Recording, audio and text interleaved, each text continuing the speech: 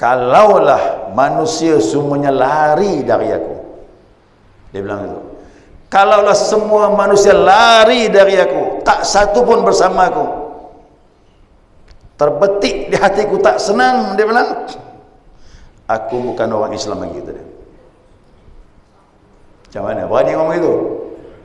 Bahaya tu Pak, risiko tinggi. Ini sama Allah ni. Dia berani ngomong gitu kerana hatinya sudah bersama Allah Subhanahu Wa Taala. Maka hatinya tak sama makhluk lagi. Nah, kita ni dipuji senang, dicela marah kerana hati kita masih mandang makhluk. Tapi para awliya, guru-guru kita, hati sudah bersama Allah, dipuji tak dipuji sama. Maka jangan makan pujian, itu menggelincirkan kita. Ya, jangan makan pujian.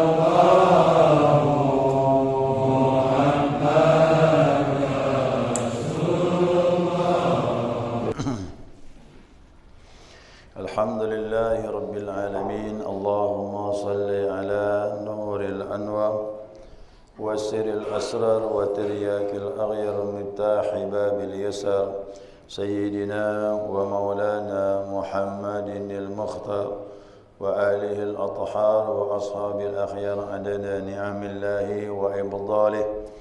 Subhanaka la ilma lana illa ma 'allamtana innaka antal alimul hakim. Allahumma dzakirna ma nasina wa 'allimna ma jahilna wa la hawla wa la quwwata illa billahil 'aliyyil 'azim. Qala musannif rahimahullahu ta'ala wa nafa'ana bi 'ulumihi fid dawrain amin. Jamaah salat subuh rahimakumullah. Assalamualaikum warahmatullahi wabarakatuh. Alhamdulillah, senantiasa kita mengaturkan pujian dan syukur kita kepada Allah atas limpahan rahmah hidayahnya sehingga subuh ini di atas izinnya kita dapat melanjutkan kajian kita, mudzakarah kita, panduan kitab Bidayatus Salikin. Melanjutkan apa yang kita bahas kemarin, yakni tentang latifah. Jadi latifah kemarin ada alamul amri, alam perintah Allah, yaitu latifatul qalbi, latifatul ruhi, latifatul sirri, latifatul khafi, latifatul akhfa. Ada 5. Itu dalam alam perintah Allah. Kemudian ada alamul khalqi, yaitu alam makhluk, penciptaan yang terdiri dari 1 air, 2 tanah, 3 api, yang keempat hawa atau udara, dan yang kelima latifatun nafsi. Digabungkan alamul amri ada 5, alamul khalqi ada 5, 10. Namun dirincikan menjadi 7. 7 inilah yang diuraikan dalam tariqat Naqsyabandiyah ni, 7 latifah ni. Jadi Bapak Ibu jemaah yang muliakan, jadi kita koreksi diri, kenapa latifah-latifah ini harus dizikirkan dari yang bawah sampai nanti ke atas. Tapi perubahannya ini tidak bisa dirubah sendiri, dia akan berubah dengan izin mursyid. Ya, mursyid tidaklah merubah kecuali dengan izin Allah Subhanahu wa taala. Ya, mari kita lihat yang pertama, yakni latifatul qalbi. Ya, 7 latifah ini, yang pertama latifatul qalbi, yakni latifah hati, kelembutan hati nurani. Ni. Yang letaknya posisinya di mana tadi? Yang letaknya 2 jari di bawah Ya, dada sebelah kiri. Ini punya susu, mohon maaf. Dua jari ke bawah di sini. Makanya zikir ini kita menunduk begini. Mata pejam, lidah dilipat ke atas, gigi dirapatkan, bibir dikatup. Nah, seolah-olah melihat latifatul qalbi, menunduk. Di sini dizikirkan ismu zat, nama Allah. Dizikirkan, dan ini zikir yang tak putus. Bukan hanya berjamaah, di luar salat pun jalan terus. Ya, ini tak boleh putus ni. Nah, ini yang dimaksudkan Allah, alladzina yadhkurunallaha qiyaman wa qu'udan wa ala junubihim. Berzikir kepada Allah berdiri, duduk, berbaring. Artinya apapun kegiatan kita, aktivitas kita, latifatul qalbi, di hati ini dizikirkan. Kenapa dizikirkan? Nah, di sini ada penyakitnya. Jangan dianggap hati udah bagus. Orang banyak bilang hati, yang penting hati, yang penting hati. Hati yang mana dulu? Hati dua macam. Ada hati yang sudah sembuh, ada hati yang berpenyakit. Hati yang berpenyakit inilah yang mau kita sembuhkan. Ya. Nah, kedudukan latifatul qalbi ini, nama nafsunya nafsul lawamah. Ya, nafsul lawamah itu nafsu yang masih mencela diri dia, masih besar kemungkinan berbuat salah. Ya, masih buat keliru. Ada lagi nafsu yang paling rendah, nafsul ammarah. Nafsu ammarah itu letaknya pada latifatun nafsi. Yang saya bilang kemarin, di antara dua alis ni di kening. Itu yang paling rendah sekali, nafsul ammarah. Latifatul qalbi ini dia agak naik sedikit kok dizikirkan. Untuk apa latifatul qalbi ini dizikirkan? Ya, untuk membuang 7. Ada pengikutnya. Pengikutnya maksudnya apa? Pengikutnya 7 penyakit yang ikut situ. Ya, 7 penyakit. Apa saja? Yang pertama. Nah, ini hati ini kok tak dibersihkan zikir, di situ adalah penyakitnya gampang tertarik, mudah terpengaruh, tak ada pendirian. Jadi orang-orang yang mudah terpengaruh itu tak ada pendirian. Ya. Jadi pengaruh yang baik itu yang paling bagus. Yang mana? Ikut Allah, ikut Rasulullah SAW, ikut guru-guru kita yang taat kepada Allah. Kalau ini yang mengajak kebaikan, hati ngikut, berarti iman. Tapi kalau selain ini, hati-hati, gampang tertarik. Godaan duniawi paling cepat. Ya, ajak ke sana ikut, ke sini ikut, propaganda ikut, provokator pun ikut. Ayo, yang penting ada duit. Yang penting ada duitnya. Ya, ini bahaya ni. Kalau tak dizikirkan hati, ya begitulah. Apa kita mau meninggal mengharap Allah seperti itu? Ya, hati kita mudah tergoda, terombang-ambing dengan keadaan, tidak sabit dengan Allah. Ya, tidak sabit dengan Allah. Ya, yang kedua apa lagi? Zalim. Ini kadang-kadang dia berbuat tak mikir akibatnya. Orang lain terzalimi, dia tak peduli, masuk penyakit ini. Mulutnya zalim kepada orang, tangan zalim kepada orang, langkah kaki berbuat zalim, kemaluan sama semua. Apa mungkin kita biarkan hati seperti ini? Ya. Ini orang kau tak ikut tarekat, bahaya ni. Makanya nanti yang ngolok-ngolok orang tarekat berzikir nanti di alam barzah, nanti di hari kiamat malu dia. Kenapa kita senantiasa bersihkan ini? Karena kuncinya hati. Innallaha la yanzuru fi suwarikum wala fi a'malikum. Allah tak lihat penampilan luarmu, amalan fisikmu tak, walakin yanzuru fi qulubikum. Allah lihat kau punya hati. 3, mengumpat. Ngomongan orang ni asyik. Ya, tak sadar dah setengah jam. Sambung lagi, tak sadar satu jam. Cerita ngumpat tu sana sini. Maaflah kata dia. Ini bukan nak ngomongkan orang. Start awal tu bagus pula. Apa yang namanya tu? Cerita ngumpat ni memang susah. Ya. Makanya banyak duduk lama-lama kau tak berzikir, itulah dia. Boleh duduk, boleh cerita agama, cerita zikir, cerita guru-guru kita taat sama Allah, cerita tentang Nabi Muhammad, tentang kebaikan, boleh ngomong 2 jam pun tak masalah.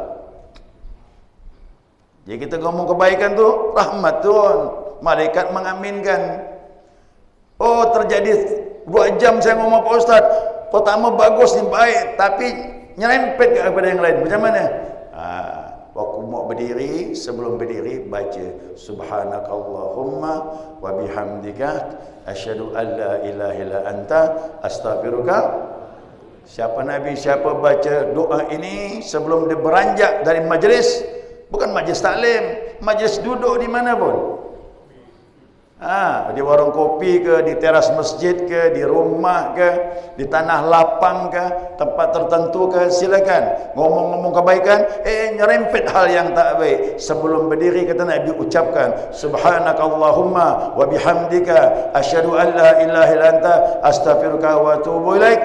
Hal-hal yang terjadi yang berbau dosa dalam majlis tersebut sebelum kau berdiri diampuni oleh Allah. Tapi orang makai ini majlis taklimnya, di luar tak ada. Di luar tu yang banyak masalah, ngomong di luar. Tapi Nabi menganjurkan, kadang-kadang yang majlis taklim pun bisa juga menyerempet kepada hari itu. Ya, jadi ini diamalkan doa ini bukan hanya majlis taklim, di luar majlis pun pakai. Ini kau tak dizikirkan hati, asik ni ngomong ni, 2 jam tak terasa. Dengar Al-Quran 10 menit panas, masuk kuping keluar, kuping kiri keluar kuping kanan. Nah, ini kita tasawuf ini Pak, ilmu pasti nama. Ya, ilmu pasti. Seperti matematika kan, itu ilmu pasti. Berapa kali berapa sekian hasilnya. Tasawuf juga begitu. Hitung dirimu, apa yang keluar. Dengar Al-Quran alergi, risau, hati-hati, tanya hati itu, kemana hati kita? Ya, dia tak pakai teori lagi tasawuf ni, tarekat ni. Jika itu akan menampakkan hasilnya. Apalagi yang keempat, ingin dipuji. Ini penyakit. Kau dipuji itu walaupun tak nampak, tapi hatinya senang, masuk dah. Kerana tasawuf ini dia bahas masalah hati. Dia dipuji tenang yang nampak, tak ada masa nak bergeming, tapi terbetik di hatinya ada rasa senang, kena sudah. Kena sudah. Kecuali yang dipuji itu orang yang memang ahlinya, orangnya tawadhu, zikirnya udah mantap, dipuji, diangkat pun depan dia tidak masalah, sedikit pun dia tak bergeming, tidak masalah. Tapi ciri-ciri orang mukmin kata Nabi SAW, ya, apabila orang mukmin itu dipuji, dia pasti risih, gelisah. Apa sebab gelisah? Dia dipuji dengan sesuatu yang tak kumiliki. Kalaulah ada kelebihan pada dirinya, dipuji orang, itu milik Allah, maka dia malu sama Allah. Kok dia dipuji, malu dia sama Allah. Ya, orang kaya, kok mukmin dipuji kekayaannya, malu dia sama Allah. Ini bukan punya aku, kata dia.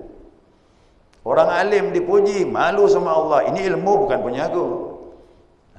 Ini ilmu ni Pak. Kalau begini udah bagus, tak masalah. Dipuji dia gelisah. Ya, dipuji dia gelisah. Tapi ada orang yang ngomong tu, maaf, dipuji, dia jawabnya, enggak agak, kata dia. Kaya kau ni, enggak agak. Hati senang tu. Kena dah tu. Alim kau ni, biasa ya. Hati senang, kena udah. Ini hati yang ngomong langsung. Penampilan luar tak pakai. Yang penting di mana hatimu waktu kau dipuji.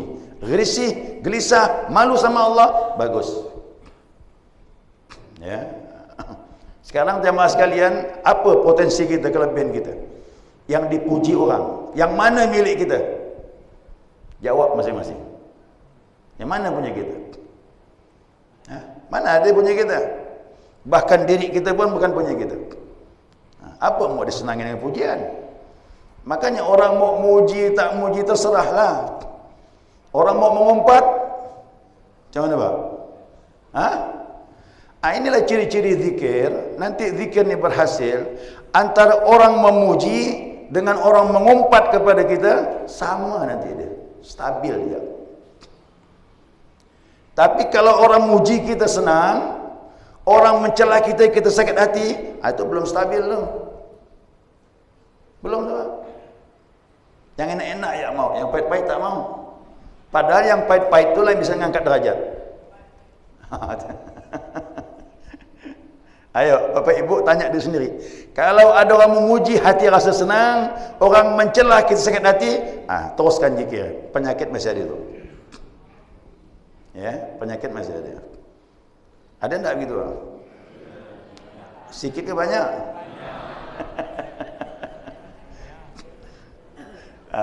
Ada, saya ngajar kitab Minahus Saniyah tu. Minahus Saniyah itu karangan Syekh Abdul Wahab Sya'rani. Abdul Wahab Sya'rani. Ulama kagum sama dia tu, menganggap dia punya makam darjatnya tinggi kerana terucap pada mulutnya di hadapan orang ramai. Dia bilang apa? Kalaulah manusia semuanya lari dari aku. Dia bilang itu. Kalaulah semua manusia lari dari aku, tak satu pun bersama aku. Terbetik di hatiku tak senang, dia bilang. Aku bukan orang Islam lagi, kata dia. Macam mana? Berani ngomong itu? Bahaya tu Pak, risiko tinggi. Ini sama Allah ni. Dia berani ngomong gitu kerana hatinya sudah bersama Allah Subhanahu Wa Taala. Maka hatinya tak sama makhluk lagi. Nah, kita ni dipuji senang, dicela marah kerana hati kita masih mandang makhluk. Tapi para aulia, guru-guru kita, hati sudah bersama Allah, dipuji tak dipuji sama. Maka jangan makan pujian, itu menggelincirkan kita. Ya, jangan makan pujian. Saya dipuji orang angin lalu kan. Bahkan saya siap-siap orang mengumpat saya. Itu yang paling fikir Allah. Kalau orang puji, kita tergelincir. Tapi orang mengumpat siap tak kita? Kalau siap orang mengumpat kita, bahkan macam-macam dia omongannya, hati kita masih bergerak, teruskan zikir.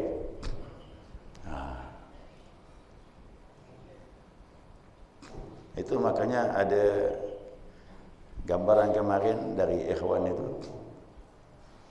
Dia bertemu dengan mursyid dalam zikir. Kata mursyid bilang, tembuskan zikir di hatimu.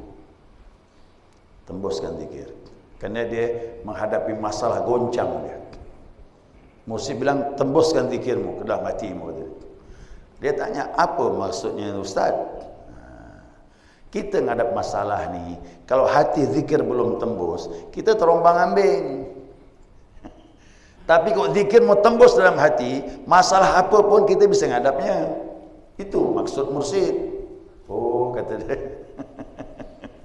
Selalu bilang gitu mursyid, tembuskan zikir dalam hatimu, kata dia. Kau dah tembus dalam hati, apapun hiruk pikuk dunia ni, kita masih bisa menghadapinya. Faham tak tu Pak?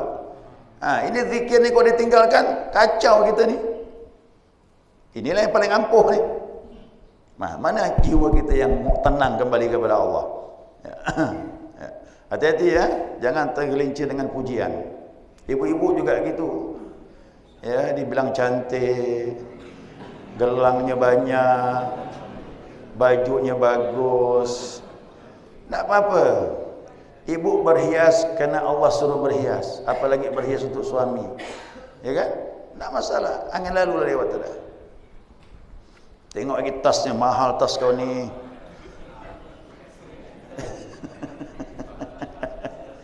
Tak usah anggap angin lalu. Ini rezeki Allah beri sehingga mampu beli tas. Tasnya mahal pula tu. Tasnya mahal pula tu. Jadi potensi kita ni, cantiknya kau. Yang buat cantik tu siapa? Al-Musawwir tu yang memberi rupa ni Allah, bukan cetakan di pasar. Ya kan? Dari kita lahir sampai kita meninggal, dari kecil, anak-anak, remaja, tampan, lemah, kemudian sampai meninggal, itu dia punya atur. Allah yang atur kita, itu bukan kebetulan. Makanya orang tampan jangan bangga, orang cantik jangan berbangga. Kalau Allah ubah wajah kita, ya. Nabi Yusuf tu lawa jadi fitnah. Untuk apa kata Nabi Yusuf? Tampan-tampan pun jadi fitnah juga. Perempuan terlalu cantik pun bahaya juga, jadi fitnah. Nah, syukur nikmat Allah. Kau kebetulan cantik, ya Allah jagalah rupa aku ni, baguskan akhlakku. Masuk dalam kaca tu, pandang. Ya Allah, kau baguskan rupaku, maka baguskan akhlakku. Kan doa dari Nabi SAW. Ya, baguskan akhlakku. Apalagi itu? Yang kelima, tidak ada rasa kasih. Ini rasa kasihan tak ada Pak di hati ini. Dengan orang susah belum tergerak hati. Ya, dengan orang perlu bantuan sebelah mata dia mandang. Jadi fungsinya kita nanti selaku hamba Allah di muka bumi, kita bisa membantu orang. Khairun nas man yanfa'u linnas. Manusia yang paling bermanfaat, dia beri manfaat sama orang lain. Sebaik-baik manusia beri manfaat sama orang lain. Jadi jemaah bapak ibu, kau masih mikir diri sendiri, belum betul iman kita. Ya, siapa hidup masih mikirkan diri sendiri, tidak mikirkan orang lain untuk kebaikan agama, belum betul iman kita tu. Orang datang ke rumah minta sedekah, bukan dia dikasih, diceramahnya. Kau masih muda, cuba bekerja. Yang minta-minta pun bingung. Aku di sini minta sedekah, dapat tausiah pada hari ini katanya. Padahal orang rumah ni bukan ustaz. Ya kan? Kasihlah berapa pun, tak jadi miskin lah. Ya, tak jadi miskin. Orang datang ke rumah bapak ibu itu dengan izin Allah. Siapa penggerakkan dia? Kalau bukan Allah SWT. Saya prinsip begitu. Jangan kita senang nih orang datang ke rumah bawa duit. Orang datang ke rumah bawa duit senang, tapi orang datang ke rumah minta sedekah tak senang. Tak betul lah tu. Yang baik-baik ya maunya. Kira-kira keluar tak mau. Tak ada rasa kasihan sama orang. Hati-hati hati ini. Ya, tak ada rasa kasihan. Nabi SAW itu orang tak pernah kecewa Bapak Ibu. Kembali pasti dikasih. Ya, kembali pasti dikasih. Tapi Nabi itu mengandung berkah, makanya orang senang. Sedikit pun diterima sama orang, walaupun sebiji kurma. Pernah kurma tak ada, makanan tidak ada, orang minta sedekah, baju gamis Nabi kasih. Baju gamis kasih, kata Nabi, ambil. Hadisnya ada. Senangnya orang dapat berita gempar Madinah, orang minta sedekah sama Nabi, tidak ada makanan, gamis Nabi beri. Sampai berita ke orang yang buta. Orang buta bilang sama anak buahnya itu, sama pembantu di rumah, datangi orang yang dapat baju dari Rasulullah itu, beli, berapapun harganya. Dia tahu ini baju Nabi ini berkah. Pergilah pembantu itu yang sebutan ini, dibayarnya, nih uang. Oh, langsung Pak, bisa bertahan makan setahun. Beli baju Nabi Muhammad SAW. Yang pengemis tadi bisa makan setahun. Nah, sampailah kepada yang buta tadi. Diambil yang buta tadi. Diambil baju Nabi, diciumnya. Ya Allah, dengan berkah Nabimu yang kau cintai, ya Allah, sembuhkan penyakit buta. Sembuh, dicium baju Nabi itu. Sembuh. Sembuh. Setelah dia sembuh, balik lagi dengan Nabi. Ya Rasulullah, ini baju-baju engkau, aku beli dari orang yang buta, kau sedekahkan. Aku berhajat, mudah-mudahan Allah sembuhkan penyakit aku. Dengan berkah baju engkau, aku sembuh. Dan ini baju aku kembalikan dengan kau lagi ya Rasulullah. Balik lagi dengan Nabi. Allah nak balas tadi itu. Nah, kata Nabi sama ya Aisyah, kata dia, hari ini kita bersedekah luar biasa. Dengan sebab baju ini aku bersedekah, orang fakir jadi kaya. Ya kan? Orang buta jadi sembuh. Dan dengan berkah itu baju ini kembali lagi, kata Nabi. Nabi nyata dibalas sama Allah. Gitu kan kita bersedekah, pasti kembali Pak. Pasti kembali bahkan lebih banyak. Cuma yakin dah. Itu masalah. Tak ada yakin ni susah. Itu Aisyah tersenyum. Maka Aisyah tu gencar dengan sedekah dia. Kenapa? Dapat pelajaran dari Nabi SAW. Hati-hati. Rasa kasihan di hati tak ada. Itu penyakit. Zikirkan dia. Sebut nama Allah dalam hati itu. Terus. Sampai keluar penyakit. Kemudian yang ke-6. Penyakit hati ini. Latifatul qalbun. Ini dusta. Dusta ni payah ni. Tak ada obat ni. Bohong ni susah. Ya, bohong ni susah. Kita tak pernah tak bohong. Termasuk yang ngomong ni lah. Ya, cuma kita kan belajar ni. Setelah belajar tasawuf, kita harus sadar ini hal yang tak baik. Ya. Coba jemaah sekalian dapat kawan, akrab betul dengan kawan, ketahuan dia bohong gimana? Macam mana perasaan kita? Yang bisnis-bisnis itu kerjasama 2-3 orang, salah satu berbohong gimana? Gitulah. Kalau kita tak mau dibohongi orang, kita jangan hukumnya begitu. Ini Nabi Muhammad SAW seumur hidup sekali pun tak pernah bohong. Buktinya mana? Di hari kiamat yang bisa ngomong hanya Nabi Muhammad SAW. Nabi Ibrahim kan ditanya, suruh ngomong tak berani, bohong 3 kali. Nabi Ibrahim bohong 3 kali tak bisa ngomong di hari kiamat. Yang bisa ngomong hanya Nabi kita Muhammad SAW. Maka Rasulullah itu bersih dibandingkan Nabi-Nabi yang lalu. Tak ada cacat Nabi itu. Nabi yang terakhir, Nabi yang terpilih, pemimpin Rasul-Rasul sebelumnya, yaitu Nabi kita Muhammad SAW. Allahumma salli ala Muhammad. Jadi kita ni itibak semampu kita. Makanya zikir ni bantu pelan-pelan. InsyaAllah kita berhenti penyakit ini. Ini tak bisa dibiarkan ya Pak. Bagaimana kalau kita meninggal masih bawa penyakit bohong? Nabi bilang ciri-ciri munafik ada 3. Yang pertama, kalau ngomong, ini adalah bab pertama ni. Orang munafik bab pertamanya apa? Bohong. Kalau ngomong, bohong. Diberi amanah, khianat. Janji, tak ditepati. 3 macam ni. Ini 3 macam ni kita ni kena semuanya Pak. Mana pernah lepas dari ini?